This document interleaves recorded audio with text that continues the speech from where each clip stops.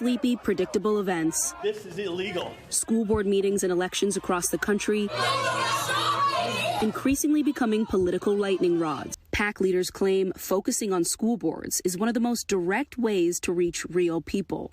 In 2021, Governor DeSantis announced $106 million to establish something called the Civic Literary Excellence Initiative. He just signed a bill that will, and I'll quote here, require public universities and colleges to survey students, faculty and staff about their beliefs and viewpoints to support intellectual diversity.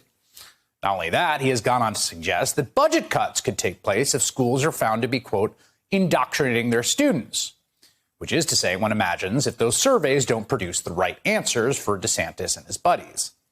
This summer, the Florida Department of Education held a series of trainings for public school teachers. Each session was held over the span of 3 days. And teachers, they were paid $700 to attend them, which for Florida public school teachers, who are the third lowest paid teachers in the country, $700 is a pretty tempting sum, especially for teachers who are new to teaching. For this workshop, where they legitimately said to us, the founders didn't want this strict separation. They wanted religion to influence people's values. They noticed that one big theme running through the 3 days of courses was an emphasis on Christianity. One teacher said, quote, there was a very strong Christian fundamentalist way towards analyzing different quotes and different documents. That was concerning. Now, on its face, this is a pretty outrageous use of state power to coerce the beliefs and views of people by surveilling them, right, and threatening them to punish them if they have the wrong views. When I sat down with Florida high school teacher Tatiana Album just before the school year began, she walked me through the official state education department training on the subject of slavery. And where we're at in North America, you know, our colonies are a very small sliver. And there was this heavy emphasis that most of our enslaved people were born here, almost to say it was less bad. To enslave children. Right. Right. For generations. To say they were born here, we didn't steal them and bring them on a boat. We obviously want our universities to be focused on critical thinking, academic rigor. We do not want them as basically hotbeds for stale ideology. And also that less than 4% of slavery in the Western Hemisphere was in colonial America. Is that to minimize the number of slaves that were here, which still numbered in the millions? I believe so. It's a microcosm of a bigger thing, which is more than generational, which is that our politics are increasingly dividing along the lines of education. Even when you control for other things, right, and some demographics across race or income, people with higher levels of education are more liberal. Those with less education, more conservative.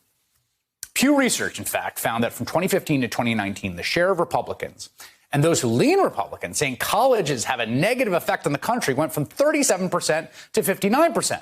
I know a lot of parents, one of the things they worry about, you know, if you send a kid to a university, you know, are they just going to basically be indoctrinated? So first of all, there's the generational aspect, right, which is that young people going off to college and then coming out of college and into the workforce are the most left-leaning generational cohort by far.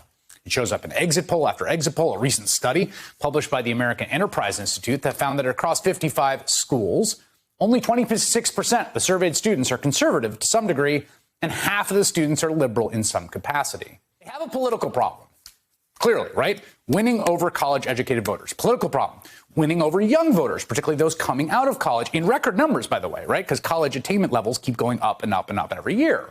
But now people are looking at them in a new light, where they are seeing them as a space where they can have serious cultural and political influence. And that's going to have an effect on communities and on future elections. Whether it's in bills in state houses looking to ban teaching about certain aspects of the history of racism and structural white supremacy in this country, which is what at least 22 states are doing or already have done, or DeSantis himself saying he will require students to get instruction on the, quote, evils of communism. And this is the end thesis of this whole presentation, or this is the end conclusion that they want you to come away with. Right.